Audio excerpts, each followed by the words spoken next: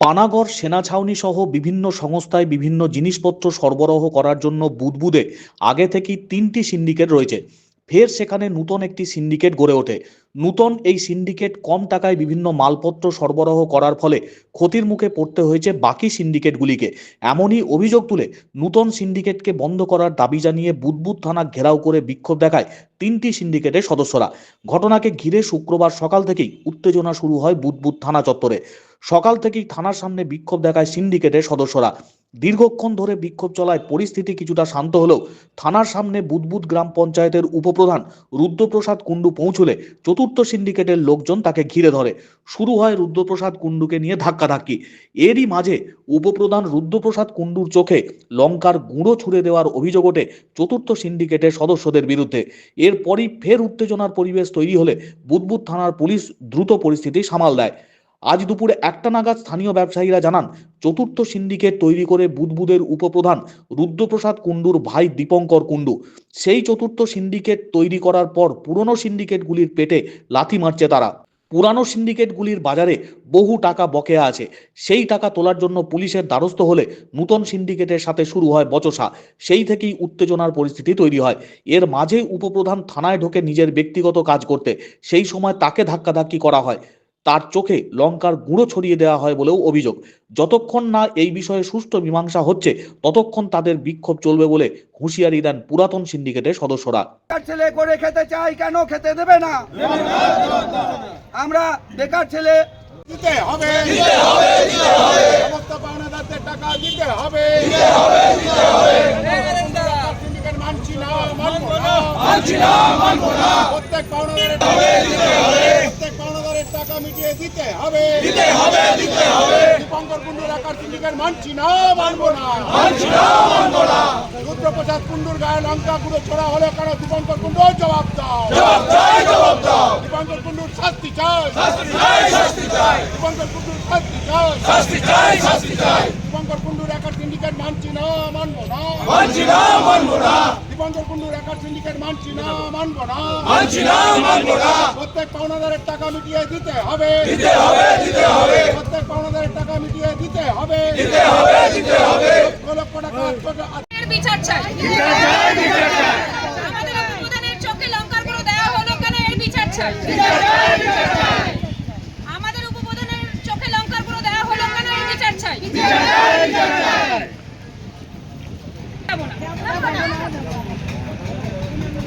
আমাদের উপপ্রধানের চোখে লঙ্কার গুঁড়ো দেওয়া হলো কেন? আমরা বিচার চাই। আমাদের উপপ্রধানের চোখে লঙ্কার গুঁড়ো দেওয়া হলো কেন? আমরা বিচার চাই। না হলে আমরা এখান থেকে যাব না। আমরা বিচার চাই। আমাদের ছেলেরা, বেকার ছেলেরা করে খেতে যায়, খেতে দিচ্ছে না। 1 নম্বর 2 নম্বর সিন্ডিকেট 3 নম্বর সিন্ডিকেট জবাব দাও। 1 নম্বর 2 নম্বর সিন্ডিকেট 3 নম্বর সিন্ডিকেট আমাদের কাজ করতে দিচ্ছে না কেন? জবাব দাও। আমরা বেকার ছেলে করে খেতে চাই, কেন খেতে দেবে না? আমরা বেকার ছেলে, আমরা কাজ করে খেতে যাই, তার উপর অন্যায় অত্যাচার হচ্ছে কেন? মারধর হচ্ছে কেন? জবাব দাও। 1 নম্বর 2 নম্বর 3 নম্বর। মানে এখানে এই যে অশান্তিটা তৈরি করার কারণ হলো দীপঙ্কর কুণ্ডু। আমাদের এমনশন রোডে ওনার ব্যবসা আছে, ভোজন রসিক ওনার একটা প্রতিষ্ঠান আছে। তো ও এটা মুদিখানা থেকে আরম্ভ করে, মানে এখানে মুদিখানা থেকে উনি আগে মোটামুটি কিছু ম্যানুফ্যাকচারের কাজ করতো, বাদাম এবং অন্যান্য জিনিস। একটা দোকান প্রায় লাখ লাখ টাকা ওনার কাছে পাবে। এখন সব উনি যেহেতু একটা অন্য ব্যবসাতে এখন ভোজন রসিক বলে একটা ক্যাটারিং ব্যবসা এখন চালু করেছে, এবং ভোজন রসিক বলে 3 তলা এখানে একটা, যেখানে দুর্গাপূজা হয় ছাত্র সমিতির, ওই প্রতিষ্ঠানটাও তৈরি করেছে উনি। বিশেষ করে এখন এগুলো দেখে পাওনাদাররা যেহেতু জড়ো হয়েছে, একতাবদ্ধ হয়ে ওনাকে নানা রকম চাপ সৃষ্টি করছে। উনি নতুন করে একটা কী করলো, ইয়াং ছেলেদের জড়ো করাবার জন্য প্রলোভন দেখালো ব্যবসা করা যাবে। কিসের? সিন্ডিকেট করব আমরা সবাই। কিছু ছেলেকে জড়ো করেছে, যার প্রমাণ এখনও থানার মধ্যে তারা ঢুকে আছে। তো জানি না কী কারণে এরা হয়তো আগে থেকে জানতে পারতো।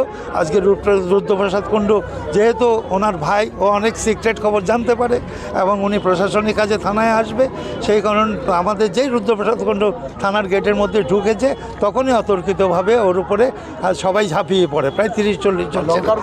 এবং লঙ্কার গুঁড়োটা প্রথমে ছুড়ে দেয় ওকে। এবার ও হচ্চকিতে খেয়ে ওকে, ওর সাথে 2-1 জন মহিলা টহিলা যারা ছিল তারা ওকে কোনো রকমে সেভ করে। এখন ওনার অবস্থা খুব খারাপ, কথা বলার মতো অবস্থা নেই, মানে চোখটার বিশেষ করে এফেক্ট হয়েছে খুব। তো এর জন্য আমরা মোটামুটি বুদ্ধদের জনসাধারণ আমরা সবাই চাইছি, এবং এখানকার যারা পাওনাদার, যারা দীর্ঘদিন থেকে বঞ্চিত, তাদেরও কিছু বক্তব্য আছে, আপনারা শুনে নিন। তাই সেই সমস্ত চাপে ও এখন এইসব অসৎ পথ অবলম্বন করেছে কিছু মানুষকে টাকা হ্যাঁ, এবং তাদের কাছ থেকে 40,000 টাকা করে পার হেড মেম্বারদের থেকে কালেকশন। আগামী দিনে বুধবুধে এটা নিয়ে একটা বিশাল অশান্তি হবে, কারণ এই বঞ্চিত ছেলেরা, বেকার ছেলেরা, তারা তো ছেড়ে কথা বলবে না। আর এই কাউকে পরে পাত্তাও দেয় না, কাউকে হুট আউট করে দেয়। হ্যাঁ, তা এখন এর একটা আমরা সুষ্ঠু বিচার চাই, প্রশাসনকে আমরা এটাই আর্জি জানিয়েছি। নমস্কার। ধরে ধমকি দিয়ে আসছে 1 নম্বর 2 নম্বর 3 নম্বর সিন্ডিকেট। মনাকুণ্ডুর এখানে কোনো দোষই নাই, কিন্তু মনাকুণ্ডুকে সামনে নিয়ে শিখন্ডির মতন দাঁড় করিয়ে দিচ্ছে। মনাকুণ্ডু বুঝতেই পারছে না যে এরা পয়সা কামাচ্ছে আর মনাকুণ্ডুকে জড়িয়ে দিচ্ছে।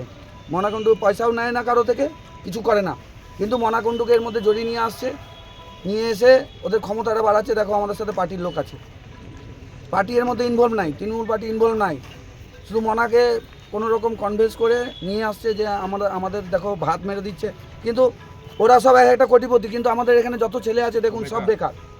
আমরা চেয়েছিলাম যে এই বেকার ছেলেগুলো 2 পয়সা করে কামাক, ওদের তো ঘরের থেকে কারো থেকে কিছু নিয়ে আসছি না, প্রচুর টাকার কাজ আসছে, এটাই আমরা চেয়েছিলাম। তো আজকে প্রচুর আমরা থানায় ডেপুটেশন দিতে এসেছিলাম। থানায় 1 নম্বর 2 নম্বর 3 নম্বর সিন্ডিকেট আসলো, এসে আমাদেরকে বেধড়ক মারলো, মেরে আমাদের কিছু লোককে বার করে দিল। কিছু লোক থানার মধ্যে আশ্রয় নিয়েছে এখন।